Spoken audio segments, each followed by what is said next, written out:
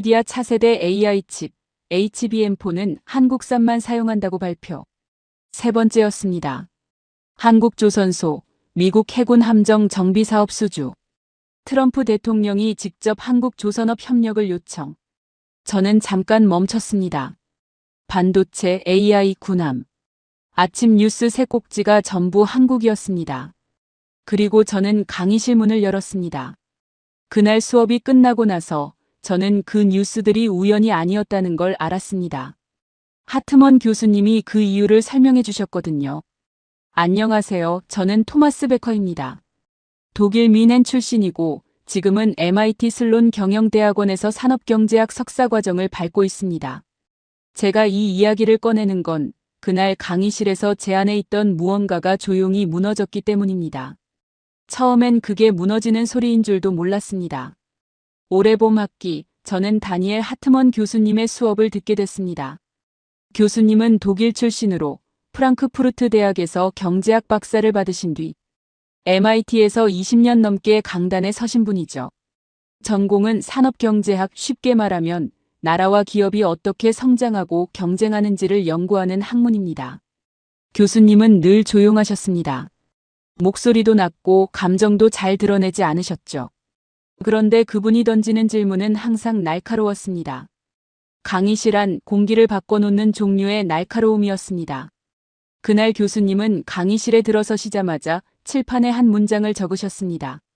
성장에도 속도 제한이 있는가? 교수님은 천천히 말씀하셨습니다. 독일에는 아우토반이라는 고속도로가 있습니다. 세계에서 속도 제한이 없는 몇 안 되는 도로죠. 하지만 차가 아무리 빠르게 달릴 수 있어도 엔진이 버텨줘야 합니다. 타이어가 견뎌줘야 합니다. 기술과 기반이 속도를 받쳐주지 못하면 빠른 차는 그냥 위험한 차가 됩니다. 국가의 성장도 마찬가지입니다. 속도가 빠르다고 다 좋은 게 아니에요. 그 속도를 버텨줄 기반이 있어야 합니다. 한 학생이 손을 들었습니다. 교수님, 그럼 가장 이상적인 성장 속도는 어느 정도인가요? 교수님은 고개를 끄덕이셨습니다. 좋은 질문입니다. 독일의 사례를 보죠. 폭스바겐은 1937년에 설립됐습니다. 세계적인 자동차 기업이 되기까지 약 50년이 걸렸습니다. 지멘스는 1847년 창업 이후 100년 넘게 기술을 쌓아왔죠. 이게 제가 말하는 기반 있는 성장입니다. 빠르지 않지만 무너지지 않습니다. 또 다른 학생이 손을 들었습니다. 교수님, 그럼 너무 빨리 성장한 나라는 결국 무너지나요? 교수님은 잠시 멈추셨습니다. 대부분은 그렇습니다. 그런데 교수님은 칠판을 한 번 더 바라보셨습니다. 오늘 우리가 살펴볼 나라는 그 대부분에 속하지 않는 사례입니다. 교수님은 숫자 2개를 칠판에 적으셨습니다. 82달러, 33,000달러. 1962년과 2024년 대한민국의 1인당 국민소득입니다. 1인당 국민소득이란 쉽게 말해 국민 한 명이 평균적으로 버는 돈을 뜻합니다. 62년 만에 400배가 넘게 올랐습니다. 비교하자면 같은 기간 독일은 약 30배, 프랑스는 약 25배 상승했습니다. 제 옆에 앉은 학생이 조용히 중얼거렸습니다. 그게 가능한 수치야? 저도 같은 생각이었습니다. 저는 솔직히 말씀드리면 그날 한국이라는 나라에 별 관심이 없었습니다. K-팝은 들어봤고 삼성 핸드폰은 써봤지만 그게 전부였습니다. 그런데 칠판에 적힌 저 숫자가 묘하게 마음에 걸렸습니다. 교수님은 학생들을 천천히 둘러보셨습니다. 그리고 조용히 말씀하셨습니다. 저는 오늘 이 수업을 한국을 반면교사로 삼아 준비했습니다. 반면교사란 잘못된 사례를 보며 교훈을 얻는 대상을 뜻합니다. 과속 성장의 한계를 보여주는 사례로요. 그런데 자료를 다시 들여다보니 제가 틀렸을 수도 있겠다는 생각이 들었습니다. 오늘은 그 이야기를 함께 해보겠습니다. 강의실이 조용해졌습니다. 저는 펜을 들었습니다. 교수님은 잠시 창밖을 바라보셨습니다. 그리고 천천히 입을 여셨습니다. 여러분, 한 가지 물어보겠습니다. 인류가 지금까지 해결하지 못한 가장 큰 문제가 뭘까요? 한 학생이 손을 들었습니다. 전쟁이요. 다른 학생이 말했습니다. 기후변화요. 교수님은 고개를 끄덕이셨습니다. 맞습니다. 그런데 그 모든 문제의 뿌리에는 하나가 있습니다. 에너지입니다. 전쟁도 기후변화도 빈곤도 결국 에너지를 누가 갖느냐에서 비롯됩니다. 석유를 가진 나라가 세계를 움직였고 가스를 가진 나라가 유럽을 흔들었습니다. 에너지는 자원이 아닙니다. 권력입니다. 교수님은 말씀을 이으셨습니다. 그렇다면 인류가 꿈꾸는 궁극의 에너지는 무엇일까요? 교수님은 잠시 멈추셨습니다. 태양입니다. 태양은 빛과 열을 수십억 년째 쏟아내고 있습니다. 그 원리는 핵융합입니다. 원자와 원자를 합쳐서 엄청난 에너지를 만드는 것이죠. 핵융합이란 쉽게 말해 작은 원자 두 개를 강제로 합쳐서 더 큰 에너지를 만드는 방법입니다. 지금 원자력 발전소는 원자를 쪼개는 방식이고 핵융합은 반대로 합치는 방식입니다. 연료는 바닷물에서 뽑아낸 중수소입니다. 바닷물 1리터로 석유 300리터와 맞먹는 에너지를 낼 수 있습니다. 그리고 핵분열과 달리 고준위 방사성 폐기물, 쉽게 말해 위험한 핵쓰레기가 나오지 않습니다. 고준위 방사성 폐기물이란 기존 원자력 발전소에서 나오는 오랫동안 방사선을 내뿜는 위험한 쓰레기를 말합니다. 인류가 수십 년째 이 기술에 매달려온 이유입니다. 한 학생이 손을 들었습니다. 교수님, 그 에너지를 아직 아무도 못 만든 건가요? 교수님은 고개를 끄덕이셨습니다. 실험실 수준에서는 만들 수 있습니다. 문제는 만드는 데 드는 에너지보다 얻는 에너지가 더 많아야 한다는 겁니다. 그리고 그 상태를 충분히 오래 유지해야 발전소를 돌릴 수 있습니다. 이게 핵심입니다. 미국, 유럽, 중국, 일본이 수십 년째 이 문제를 풀지 못하고 있습니다. 교수님은 말씀을 이으셨습니다. 그런데 여기서 이상한 일이 벌어지고 있습니다. 교수님은 칠판에 세 글자를 적으셨습니다. KSTAR. 한국형 초전도 핵융합 연구장치입니다. 대전에 있는 한국핵융합에너지연구원이 독자 기술로 개발한 장치죠. 교수님은 숫자를 하나 적으셨습니다. 1억도. 그리고 또 하나. 48초.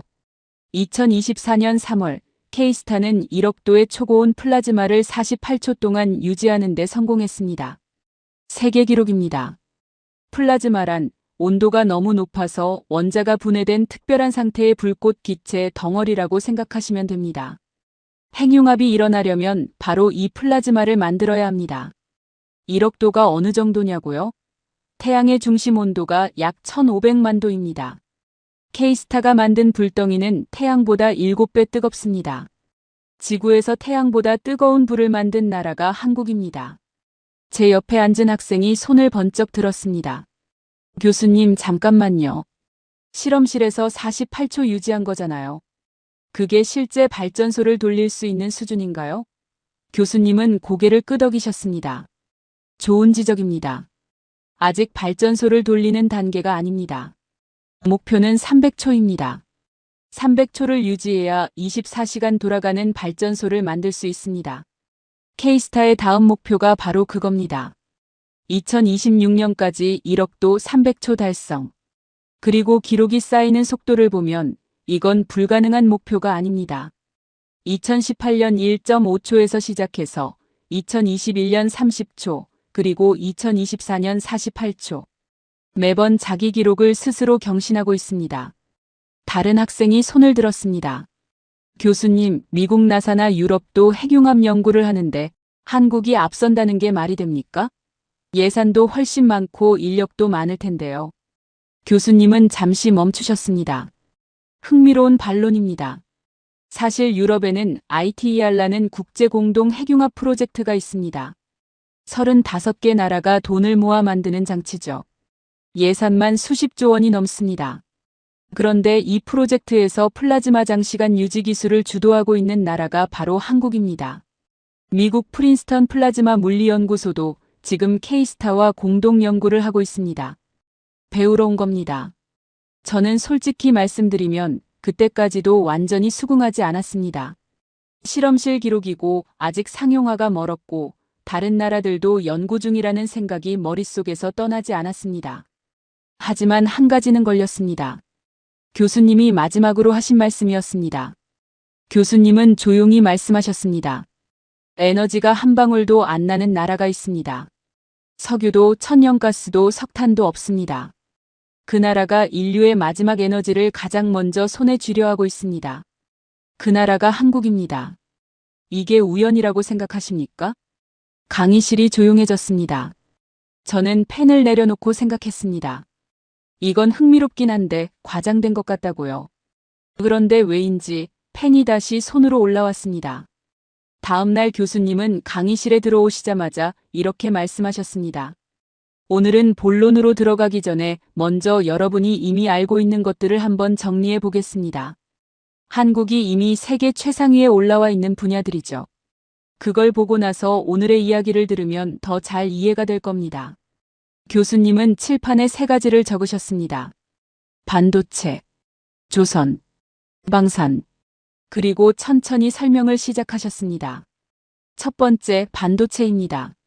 삼성전자가 2025년 4분기에 매출 93조 원, 영업이익 20조 원을 기록했습니다. 분기 기준 사상 최대입니다. 그런데 더 중요한 건 숫자가 아닙니다. 엔비디아를 아십니까? 지금 전 세계 인공지능 혁명을 이끌고 있는 미국 반도체 기업입니다. 그 엔비디아가 차세대 인공지능 칩을 만들면서 이렇게 발표했습니다. HBM4는 한국산만 사용한다. HBM4란 고대 역폭 메모리 4세대를 말합니다. 쉽게 말하면 인공지능이 빠르게 생각하도록 도와주는 초고속 메모리입니다. 인공지능 시대의 핵심 부품이죠. 세계에서 가장 강력한 인공지능 회사가 가장 중요한 부품을 오직 한국에서만 구한다는 뜻입니다. 한 학생이 손을 들었습니다. 교수님, 그게 얼마나 중요한 건가요? 교수님은 이렇게 답하셨습니다. 인공지능 없이는 앞으로 아무것도 작동하지 않습니다. 그리고 그 인공지능의 심장에 한국산 메모리가 들어갑니다. 인공지능 시대의 진짜 권력은 소프트웨어가 아니라 그 소프트웨어를 굴리는 부품을 만드는 나라에게 있습니다. 두 번째, 조선입니다. 최근 트럼프 미국 대통령이 이례적인 발표를 했습니다. 미국 해군 함정 정비를 한국 조선소에 맡기겠다고요. 함정 정비란 군함을 수리하고 점검하는 작업입니다. 나라의 안보와 직결된 핵심 사업이죠. 한 학생이 놀라며 물었습니다. 교수님, 미국이 자국 군함을 외국에 맡긴다는 게 말이 됩니까? 교수님은 고개를 끄덕이셨습니다. 바로 그게 충격입니다. 미국은 세계 최강의 해군을 보유하고 있습니다. 그런데 그 군함들을 유지 보수할 능력이 부족합니다. 조선소가 무너졌거든요. 2차 세계대전 이후 80년 동안 미국 조선업은 경쟁력을 잃어갔습니다. 지금 미국 해군 공격형 잠수함 49척 중 18척이 수리를 기다리며 항구에 묶여 있습니다. 그래서 트럼프 대통령이 한국에 손을 내밀었습니다. 세계 최강 대국이 자기 군함을 고쳐달라고 한국에 요청한 겁니다. HD 현대중공업과 하나오션이 그 사업에 참여하고 있습니다. 원조를 받던 나라가 초강대국의 군함을 고쳐주는 나라가 됐습니다. 세 번째, 방산입니다. 방산이란 무기와 군사장비를 만드는 산업을 말합니다.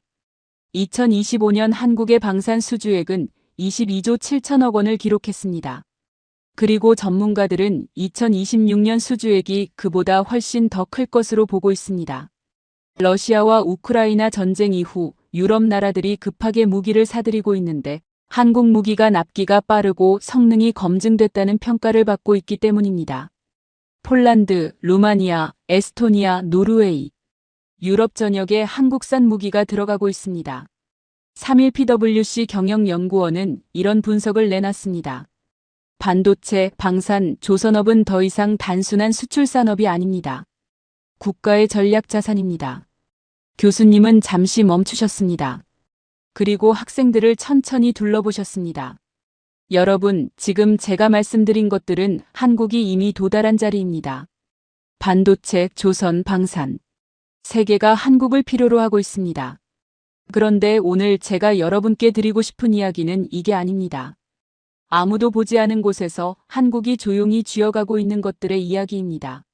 세상이 주목하는 곳 말고 아직 세상이 눈치채지 못한 곳에서요. 저는 펜을 들었습니다. 아직 세상이 눈치채지 못한 곳. 그게 뭘까요? 저는 처음으로 진짜 궁금해지기 시작했습니다. 다음 수업 시간이었습니다. 저는 강의실에 들어서면서 솔직히 기대하지 않았습니다. 지난 시간 케이스타 이야기가 흥미롭긴 했지만 실험실 성과 하나로 한 나라를 다시 보기엔 이르다고 생각했습니다. 독일 친구 마르쿠스도 같은 생각이었습니다. 토마스, 그거 결국 아직 발전소도 못 만드는 기술 얘기잖아. 저도 고개를 끄덕였습니다. 교수님은 자리에 앉자마자 질문을 던지셨습니다. 여러분, 세계에서 에너지를 가장 절박하게 필요로 하는 나라는 어디일까요? 여러 학생이 손을 들었습니다. 아프리카요. 동남아시아요. 교수님은 고개를 저으셨습니다. 그런 나라들은 가난하기 때문에 절박합니다. 그런데 제가 말하는 절박함은 다른 종류입니다. 잘 살면서도 성장하면서도 에너지가 없어서 항상 남의 눈치를 봐야 하는 나라. 그 나라가 어디일까요? 교수님은 칠판에 숫자를 적으셨습니다. 93%. 대한민국의 에너지 해외 의존도입니다. 에너지 해외 의존도란 우리가 생활하고 공장을 돌리는 데 쓰는 에너지의 몇 퍼센트를 외국에서 사오느냐를 뜻합니다. 93%라는 건 10 중에 9 이상을 외국에서 구입한다는 뜻이죠. 석유도 나오지 않습니다. 천연가스도 없습니다. 석탄도 거의 없습니다. 한국이 공장을 돌리고 난방을 하고 자동차를 움직이려면 중동에서, 호주에서, 미국에서 에너지를 사와야 합니다. 한 해 에너지 수입 비용이 우리 돈으로 약 200조 원이 넘습니다. 한 학생이 손을 들었습니다. 교수님, 그렇다면 한국은 굉장히 취약한 나라 아닌가요? 에너지 공급이 끊기면 나라 전체가 멈추잖아요. 교수님은 고개를 끄덕이셨습니다. 맞습니다. 그래서 한국은 항상 에너지 문제 앞에서 긴장해왔습니다. 1973년 중동전쟁으로 석유값이 4배 뛰었을 때 한국 경제는 직격탄을 맞았습니다. 그 기억이 깊이 새겨져 있습니다. 에너지 자립, 즉 스스로 에너지를 만들 수 있는 능력이 한국에게는 생존의 문제였습니다. 교수님은 천천히 말씀하셨습니다. 그런데 여기서 흥미로운 역설이 생깁니다. 역설이란 언뜻 말이 안 되는 것 같지만 사실은 진실을 담고 있는 이야기를 뜻합니다. 에너지가 가장 없는 나라가 인류의 마지막 에너지를 가장 먼저 손에 쥐려 하고 있다는 겁니다. 없기 때문에 절실했고 절실했기 때문에 먼저 갔습니다.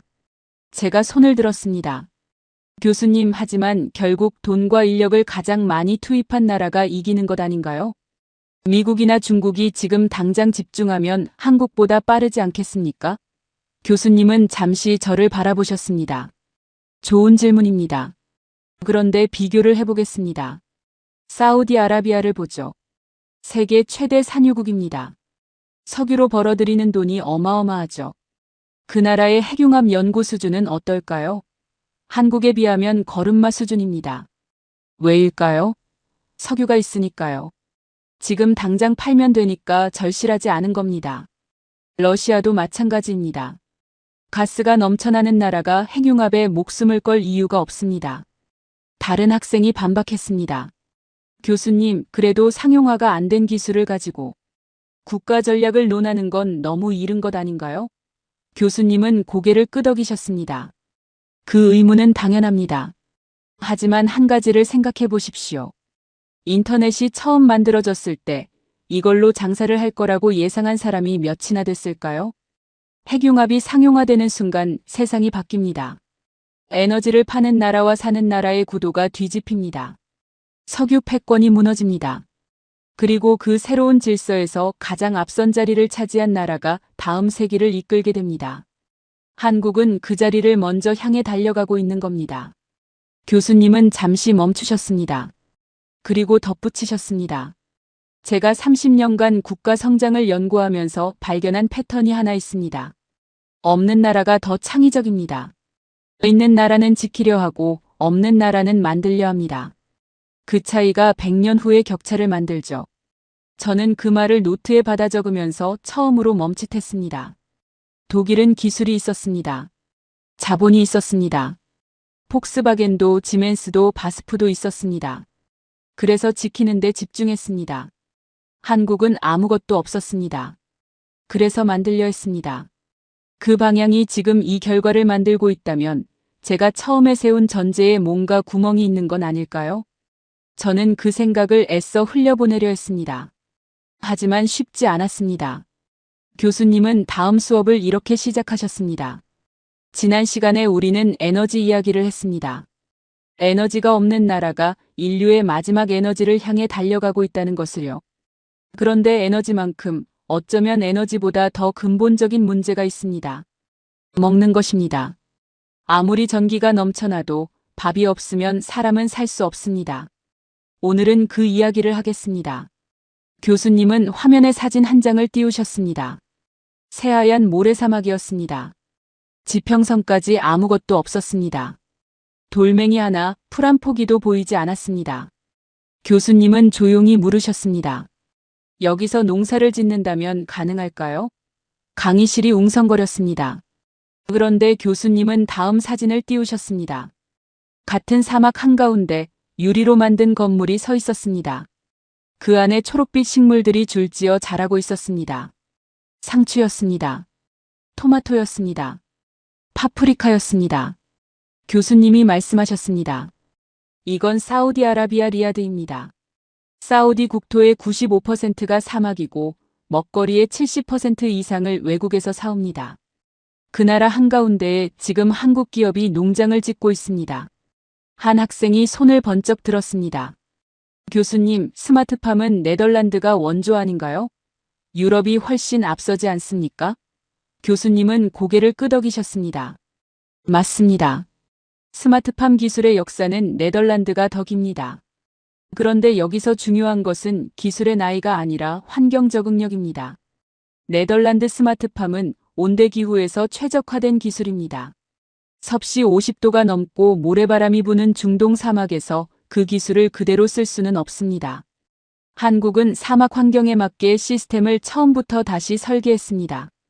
그리고 사우디가 선택한 건 네덜란드가 아니라 한국이었습니다. 교수님은 스마트팜이 무엇인지 설명하셨습니다. 쉽게 말하면 이렇습니다. 농부 대신 컴퓨터가 농사를 짓는 겁니다. 온도, 습도, 햇빛의 양, 물의 양, 영양분의 농도를 센서가 실시간으로 측정하고 인공지능이 최적의 상태로 자동 조절합니다. 센서란 온도나 습도 같은 것을 측정해서 컴퓨터에 전달하는 장치입니다. 사막의 뜨거운 햇볕은 차단하고 물은 뿌리에만 정확하게 공급합니다. 일반 농사보다 물 사용량이 최대 90%까지 줄어듭니다. 그때 제가 손을 들었습니다. 교수님, 잠깐만요. 사우디는 세계 최대 산유국입니다. 석유 팔아서 버는 돈이 어마어마한데 그냥 외국에서 최고 품질 식량을 사다 먹으면 되지 않습니까? 굳이 사막에 농장을 지을 이유가 있나요? 교수님은 잠시 저를 바라보셨습니다. 토마스, 좋은 질문입니다. 2020년 코로나가 터지고 나서 무슨 일이 벌어졌는지 기억하십니까? 각 나라가 식량 수출을 막았습니다. 베트남이 쌀 수출을 금지했고 러시아가 밀 수출을 막았습니다. 돈이 있어도 살 수 없는 상황이 됐죠. 사우디는 그때 충격을 받았습니다. 석유로 세상을 쥐락펴락하던 나라가 밥 한 그릇 앞에서 흔들렸습니다. 또 다른 학생이 더 날카롭게 치고 들어왔습니다. 교수님, 그래도 식량 안보가 걱정된다면 미국이나 프랑스 같은 농업 강국에 장기 계약을 맺으면 되지 않습니까? 왜 한국입니까? 교수님은 미소를 지으셨습니다. 그게 핵심입니다. 사우디가 원하는 건 식량을 사오는 게 아닙니다. 자기 땅에서 직접 키우는 것입니다. 그러려면 사막에서 농사 짓는 기술이 필요하죠. 미국과 프랑스는 농업 강국이지만 사막 농업은 다른 문제입니다. 그 특수한 문제를 가장 잘 푼 나라가 지금 한국입니다. 2024년 한국의 스마트팜 수출 수주액은 약 3천억 원이 넘습니다. 오만, 사우디, 카타르, 아랍에미리트, 중동 전역으로 뻗어나가고 있습니다. 교수님은 마지막으로 말씀하셨습니다. 식량은 이제 무기입니다. 에너지처럼요. 사막에서 밥을 지을 수 있는 기술을 가진 나라는 많지 않습니다. 그리고 지금 그 기술을 가진 나라 중 하나가 한국입니다. 한국은 에너지의 마지막 열쇠를 쥐려 하고 있고 동시에 식량의 열쇠도 쥐어가고 있습니다. 아무도 보지 않던 곳에서요. 저는 그때 솔직히 좀 당혹스러웠습니다. 반도체 얘기가 나올 줄 알았습니다. 그런데 농업이라니요. 독일도 농업 기술이 뛰어납니다. 그런데 중동 사막에 농장을 짓고 있는 건 독일이 아니라 한국이었습니다. 예상을 벗어나는 것들이 자꾸 나왔습니다. 그리고 그게 자꾸 마음에 걸렸습니다. 교수님은 다음 수업을 이렇게 여셨습니다. 지난 시간까지 우리는 에너지와 식량을 이야기했습니다. 인류의 가장 근본적인 두 가지를 한국이 쥐어가고 있다는 것을요.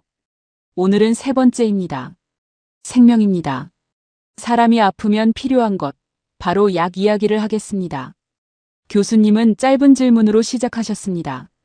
여러분이 먹는 약 어디서 만들어졌는지 아는 분 있습니까? 강의실이 조용했습니다. 교수님은 말씀을 이으셨습니다. 요즘 약들은 그 제약회사가 직접 만들지 않는 경우가 많습니다. 대신 만들어주는 공장이 따로 있죠. 세계에서 그 역할을 가장 잘하는 나라가 어디냐고 물으면 대부분 미국이나 스위스를 떠올립니다. 하지만 정답이 다릅니다. 교수님은 삼성바이오로직스를 소개하셨습니다. 2011년 설립됐고 이제 겨우 15살이 됐습니다. 그런데 총생산 규모 세계 1위입니다. 화이자, 노바티스, GSK, 일라이릴리. 글로벌 상위 제약사 20곳 중 17곳이 지금 이 한국 공장과 계약을 맺고 있습니다. 2025년 한 해 수주액만 6조 6천억 원이 넘습니다. 바이오 의약품이란 살아있는 세포를 이용해서 만드는 첨단 신약입니다. 암 치료제, 희귀병 약 같은 것들로 일반 약보다 훨씬 정밀하고 만들기도 어렵습니다. 그때 한 학생이 꽤 강하게 치고 들어왔습니다. 교수님, 솔직히 말씀드리면 그게 그렇게 대단한 건지 모르겠습니다. 결국 대기업이 자본을 쏟아부어서 공장을 크게 지은 것 아닙니까? 삼성이라는 이름이 없었다면 가능했을까요? 이건 한국의 실력이 아니라 삼성 자본의 힘 아닌가요? 교수님은 잠시 멈추셨습니다. 날카로운 지적입니다. 맞습니다. 초기에 삼성의 자본이 없었다면 이 속도는 불가능했을 겁니다. 하지만 자본이 전부였다면 사우디도, 중국도, 러시아도 진작에 이 시장을 장악했을 겁니다. 이들도 돈이 있었으니까요. 화이자가 한국을 선택한 이유는 돈이 아닙니다. 배치 성공률 99%, 미국 FDA를 포함한 전 세계 규제기관 394건 승인, 그리고 계약 후 5개월 만에 모더나 백신을 생산해낸 실행력입니다. 자본은 시작을 만들 수 있지만 신뢰는 실적이 만듭니다. 제가 다시 손을 들었습니다. 교수님, 하지만 이건 결국 하청 아닌가요? 기술을 가진 건 화이자고 한국은 그냥 대신 만들어주는 것 아닌가요? 이 구조에서 진짜 권력은 여전히 화이자에 있는 거 아닙니까? 교수님은 고개를 끄덕이셨습니다. 토마스, 그렇게 볼 수도 있습니다. 그런데 생각해 보십시오. 화이자는 전 세계 어디에든 맡길 수 있었습니다. 미국에, 독일에, 스위스에. 그런데 왜 한국을 택했을까요? 바이오 의약품은 만드는데 실패하면 수백억 원이 날아갑니다. 그래서 신뢰가 생명입니다. 화이자가 한국을 선택했다는 건 세계 최고의 제약사가 한국의 기술과 관리 능력을 인정했다는 뜻입니다. 그리고 지금 한국은 단순 생산을 넘어 신약 개발까지 영역을 넓히고 있습니다. 하청에서 시작해서 파트너가 되어가는 겁니다. 한국이 항상 해온 방식이기도 하고요. 교수님은 마지막으로 말씀하셨습니다. 에너지, 식량, 생명. 이 세 가지는 인간이 살아가는데 가장 근본적인 것들입니다. 한국은 지금 이 세 가지 모두에서 세계가 의존하는 나라가 되어가고 있습니다. 아무도 보지 않던 곳에서 아무도 허락하지 않았는데 이미 그 자리에 있습니다. 저는 그 말을 들으며 반론을 찾으려 했습니다. 있어야 했습니다. 그런데 이번엔 쉽게 떠오르지 않았습니다. 분야가 달라질 때마다 같은 패턴이 나타나고 있었습니다. 에너지, 식량, 생명. 셋 다 한국이었습니다. 이건 우연이 아닐 수 있다고요. 저는 그 생각을 억누르며 노트를 덮었습니다. 하지만 이미 손이 올라가지 않고 있었습니다. 그날 교수님은 강의실에 들어오시면서 한동안 아무 말씀도 하지 않으셨습니다. 칠판 앞에 서서 학생들을 천천히 둘러보시더니 이렇게 물으셨습니다. 국가의 진짜 성격은 언제 드러날까요? 한 학생이 대답했습니다. 전쟁이요. 다른 학생이 말했습니다. 외교 협상 자리요. 교수님은 고개를 저으셨습니다. 위기 앞에서입니다. 평화로운 시절에는 어느 나라나 비슷해 보입니다. 하지만 모든 것이 흔들릴 때 그 나라가 어떤 선택을 하느냐가 정체성을 결정합니다. 오늘은 한국이 3번의 위기 앞에서 어떤 선택을 했는지 들여다보겠습니다. 교수님은 첫 번째 이야기를 꺼내셨습니다. 1997년입니다. 그해 한국은 외환위기를 맞았습니다. 외환위기란 나라가 외국의 빚을 갚을 달러가 바닥나서 국가부도 직전에 몰린 상황을 말합니다. 마치 통장이 텅 빈 상태에서 당장 수억 원을 갚아야 하는 상황과 같습니다. 국가부도 직전까지 갔습니다. IMF, 즉 국제통화기금에 구제금융을 요청해야 했죠. IMF 구제금융이란 나라가 돈이 없어서 국제기구에서 돈을 빌리는 것입니다. 단, 빌리는 대신 IMF가 요구하는 구조조정 조건을 따라야 합니다. 한 학생이 손을 들었습니다. 교수님, 그건 굉장히 굴욕적인 상황 아닌가요? 교수님은 고개를 끄덕이셨습니다. 맞습니다. 당시 한국 국민들의 충격은 상상 이상이었습니다. 그런데 그 다음이 흥미롭습니다. 국민들이 자발적으로 금을 모으기 시작했습니다. 집에 있던 금반지, 금목걸이, 금메달을 들고 나왔습니다. 경제학적으로 보면 비합리적인 행동입니다. 개인의 금이 국가 부채를 갚는데 직접적인 도움이 되지는 않으니까요. 하지만 그 장면이 보낸 신호가 있었습니다. 이 나라는 포기하지 않는다는 것입니다. 그리고 한국은 IMF 구제금융을 예정보다 3년 일찍 갚았습니다. 위기 이후 반도체, 자동차, 조선업은 오히려 고도화됐습니다. 구조조정을 기회로 삼아 효율을 끌어올린 겁니다. 교수님은 두 번째 이야기를 꺼내셨습니다. 2019년입니다. 일본이 한국의 반도체 핵심 소재 3가지의 수출을 갑자기 규제했습니다. 포토레지스트, 불화수소, 플루오린 폴리이미드입니다. 이 3가지는 반도체를 만들 때 반드시 필요한 재료입니다. 음식으로 비유하면 밀가루, 소금, 기름 같은 기본 재료인데 이걸 갑자기 팔지 않겠다고 한 겁니다. 한국 반도체 산업의 숨통을 조이려는 의도였습니다. 당시 한국은 이 소재들의 대부분을 일본에서 수입하고 있었습니다. 한 학생이 손을 들었습니다. 교수님, 그러면 한국 반도체 산업이 치명적인 타격을 받았겠네요. 교수님은 잠시 멈추셨습니다. 받을 뻔했습니다. 하지만 한국의 반응이 예상을 벗어났습니다. 굴복하는 대신 국산화를 선언했습니다. 3년 안에 핵심 소재를 스스로 만들겠다고요. 당시 많은 전문가들이 불가능하다고 했습니다. 일본이 수십 년간 쌓아온 기술을 3년 만에 따라잡는다는 건 말이 안 된다고요. 그런데 3년이 지난 뒤 한국의 일본 소재 의존도는 눈에 띄게 낮아졌습니다. 완전한 자립은 아니었지만 일본의 압박은 오히려 한국의 소재 산업을 키우는 계기가 됐습니다. 다른 학생이 반박했습니다. 교수님, 운이 좋았던 것 아닌가요? 타이밍이 맞아서 성공한 거라고 볼 수도 있잖아요. 교수님은 고개를 저으셨습니다. 3번째 이야기를 들으면 생각이 달라질 겁니다. 2020년입니다. 코로나19가 전 세계를 덮쳤습니다. 전 세계 제약사들이 백신과 치료제를 만들어야 했지만 만들 공장이 없었습니다. 수요가 폭발하는데 공급이 따라가지 못하는 상황이었죠. 그때 삼성바이오로직스가 모더나 백신 원료 의약품 위탁 생산 계약을 맺었습니다. 계약 후 단 5개월 만에 시설 승인을 받고 생산에 들어갔습니다. 통상 이런 승인을 받으려면 1년 이상 걸리는 게 보통입니다. 한국은 절반도 안 되는 시간에 해냈습니다. 그 결과 코로나 이후 전 세계 제약사들이 한국에 생산을 맡기기 시작했습니다.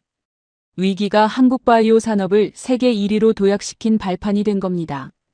교수님은 천천히 말씀하셨습니다. 1997년 외환위기, 2019년 일본 수출 규제, 2020년 코로나19.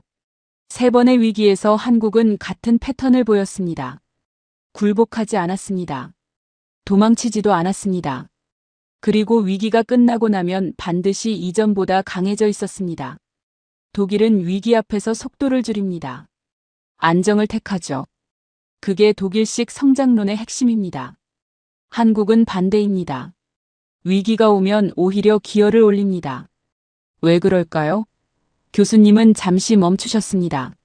물러날 자리가 없었기 때문입니다.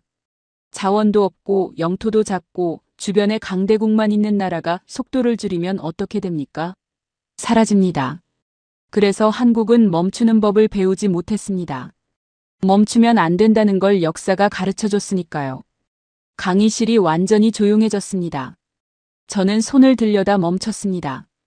반론을 찾으려 했는데 이번엔 떠오르지 않았습니다.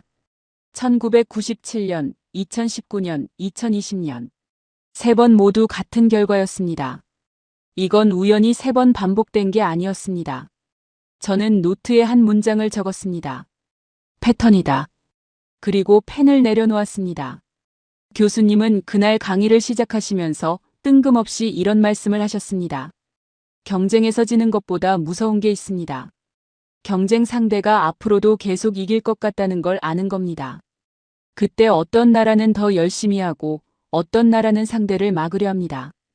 오늘은 한국을 막으려 한 나라들의 이야기입니다. 교수님은 2025년 6월 4일의 이야기를 꺼내셨습니다. 체코 프라하였습니다. 한국의 한국수력원자력, 줄여서 한수원이 체코의 두코바니 원자력 발전소 신규 건설 사업 계약서에 서명하는 날이었습니다. 원자력 발전소란 핵에너지를 이용해서 전기를 만드는 대형 발전 시설입니다. 건설 비용이 수십조 원에 달하는 초대형 사업입니다. 사업 규모는 26조 원이었습니다. 2009년 아랍에미리트에 원전을 수출한 이후 16년 만에 해외 수출이었습니다. 그리고 유럽에 한국 원전이 들어서는 것은 처음이었습니다. 그런데 이 계약이 체결되기까지 예상치 못한 일이 벌어졌습니다. 교수님은 말씀하셨습니다. 한국 대표단이 프라하에 도착한 바로 그날, 체코 법원이 계약 서명을 금지하는 결정을 내렸습니다. 프랑스의 원전 회사 EDF, 즉 프랑스 전력공사가 법원에 소송을 낸 겁니다. EDF는 프랑스 정부가 소유한 세계 최대 전력 회사 중 하나로 원자력 발전소 건설에서 오랜 역사를 가진 기업입니다. 한국이 수주 과정에서 절차를 어겼다는 이유였습니다. 한 학생이 손을 들었습니다. 교수님, 그게 정당한 이의 제기 아닌가요? 절차 문제가 있었다면 소송을 낼 수 있죠. 교수님은 고개를 끄덕이셨습니다. 맞습니다. 그런데 체코 경쟁 당국인 반독점 사무소는 이미 입찰 절차에 문제가 없다고 판정을 내린 상태였습니다. 그걸 기각하자 이번엔 법원에 소송을 낸 겁니다. 그리고 나중에 체코 탐사 매체의 보도로 더 놀라운 사실이 드러났습니다. 프랑스 외교부 장관이 직접 체코 정부에 서한을 보내 한국과의 계약을 막으라고 압박했고 법적 절차 외에도 비공식 로비와 정보 공작까지 벌인 정황이 체코 방첩기관 보고서에서 확인됐습니다. 또 다른 학생이 물었습니다. 교수님, 그러면 결국 어떻게 됐나요? 교수님은 잠시 미소를 지으셨습니다. 체코 최고행정법원이 가처분을 파기했습니다. 그리고 그 결정이 나온 지 수시간 만에 계약서에 서명이 됐습니다. 프랑스의 모든 시도가 실패한 겁니다. 그리고 법원 패소로 끝난 EDF는 이제 체코 측으로부터 손해배상 청구를 받을 처지가 됐습니다. 교수님은 덧붙이셨습니다.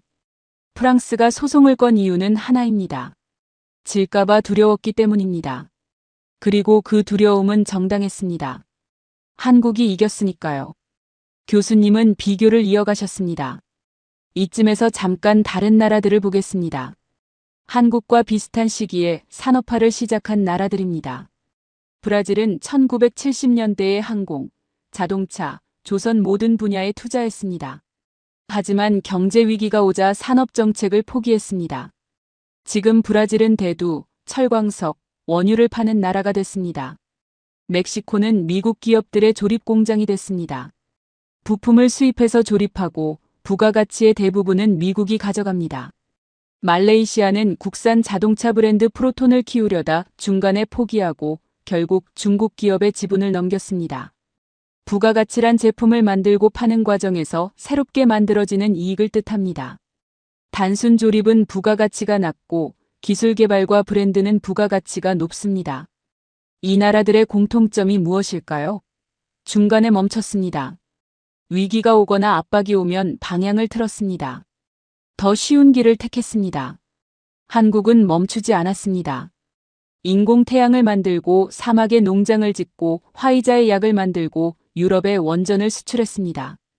아무도 보지 않던 곳에서 아무도 허락하지 않았는데 이미 그 자리에 있었습니다.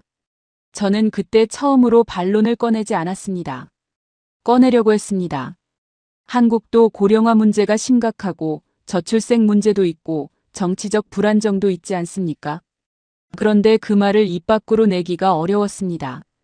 왜냐하면 저 스스로도 그게 이 모든 것을 부정하는 근거가 되지 못한다는 걸 알고 있었기 때문입니다. 한국은 조용히 그러나 멈추지 않고 올라왔습니다. 그리고 이제는 강대국이 두려워하는 나라가 됐습니다. 그게 분명한 사실이었습니다. 마지막 수업날이었습니다. 교수님은 강의실에 들어오시면서 평소와 달리 손에 아무것도 들고 계시지 않으셨습니다. 노트도 자료도 없었습니다. 그냥 빈손이었습니다. 자리에 앉으시더니 한동안 말씀이 없으셨습니다. 강의실이 조용했습니다. 그리고 천천히 입을 여셨습니다. 저는 이 수업을 준비하면서 한 가지 자료를 폐기했습니다. 학기 초에 준비했던 자료입니다. 한국을 과속 성장의 반면 교사로 분석한 자료였죠. 이제 그 자료는 쓸 수 없게 됐습니다. 오늘 여러분께 그 이유를 말씀드리겠습니다. 교수님은 잠시 창밖을 바라보셨습니다. 저는 30년간 국가 성장을 연구했습니다. 수많은 나라의 흥망성쇠를 지켜봤죠. 그 과정에서 한 가지 공식을 갖게 됐습니다. 빠른 성장은 반드시 한계에 부딪힌다. 기반 없이 달리면 반드시 넘어진다. 이게 제가 독일인으로서 배운 성장론의 핵심이었습니다. 그런데 한국은 그 공식을 따르지 않았습니다. 한 학생이 마지막 질문을 던졌습니다. 교수님, 하지만 한국도 고령화와 저출생 문제가 심각하지 않습니까? 결국 그게 발목을 잡지 않을까요? 교수님은 고개를 끄덕이셨습니다. 맞습니다. 한국의 출산율은 세계에서 가장 낮은 수준입니다. 고령화 속도도 세계에서 가장 빠른 편이죠. 이건 심각한 문제입니다. 부정할 수 없습니다. 그런데 여기서 한 가지를 생각해 보십시오. 한국이 지금까지 마주한 위기가 이것뿐이었습니까? 전쟁으로 폐허가 됐고 외환위기로 국가부도 직전까지 갔고 일본의 수출 규제로 산업이 흔들렸고 전염병으로 세계 공급망이 무너졌습니다. 그때마다 한국은 어떻게 했습니까? 강의실이 조용해졌습니다. 교수님은 천천히 말씀하셨습니다. 멈추지 않았습니다. 그리고 그 패턴이 이미 정체성이 됐습니다. 국가의 정체성은 한두 번의 선택으로 만들어지지 않습니다. 수십 년간 반복된 선택의 총합입니다. 한국은 위기 앞에서 도전하는 선택을 반복했습니다. 그래서 도전하는 나라가 됐습니다. 그 정체성은 저출생으로도 고령화로도 하루아침에 바뀌지 않습니다. 교수님은 잠시 멈추셨다가 말씀을 이으셨습니다. 오늘 우리가 살펴본 것들을 다시 생각해 보십시오. 에너지가 한 방울도 나지 않는 나라가 인류의 마지막 에너지를 만들고 있습니다. 물 한 방울 없는 사막에 밥을 짓고 있습니다. 세계 최대 제약사들이 자기 약을 맡기고 있습니다. 기술 종주국 프랑스가 소송까지 걸며 막으려 했지만 결국 유럽에 원전을 세웠습니다. 이 모든 것이 아무도 보지 않은 곳에서 아무도 허락하지 않았는데 이미 벌어진 일들입니다. 교수님은 칠판에 걸어가셨습니다. 그리고 천천히 한 문장을 적으셨습니다. 이 나라를 분석하려면 오늘의 데이터로는 부족합니다. 발표하는 순간 이미 틀려 있습니다. 교수님은 돌아서셨습니다. 이게 제가 30년 연구 끝에 한국에 대해 내린 결론입니다. 한국은 예측이 안 되는 나라입니다. 분석을 끝내면 이미 다음 단계로 가 있습니다. 그리고 그건 능력 때문만이 아닙니다. 멈추는 법을 배운 적이 없기 때문입니다. 멈추면 안 된다는 것을 역사가 가르쳐줬고 그 가르침이 몸에 새겨진 나라이기 때문입니다. 독일은 위기 앞에서 속도를 줄입니다. 그게 독일의 강점입니다. 한국은 위기 앞에서 기어를 올립니다. 그게 한국의 강점입니다. 어느 쪽이 더 낫다는 게 아닙니다. 다만 한 가지는 분명합니다. 한국이라는 나라를 무시하거나 방심하면 어느 순간 테이블 한가운데 앉아 있는 모습을 보게 됩니다. 그것도 구석이 아니라 한가운데예요. 교수님은 마지막으로 조용히 덧붙이셨습니다.